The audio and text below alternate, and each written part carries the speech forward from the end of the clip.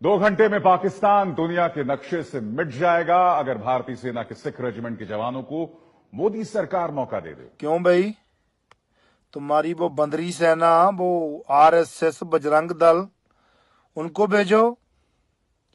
सिख 2 घंटे में कर देंगे, सिख 1 घंटे में कर देंगे। ये तो सिख चाहें तो 1 घंटे में खालिस्तान भी बना देंगे भाई।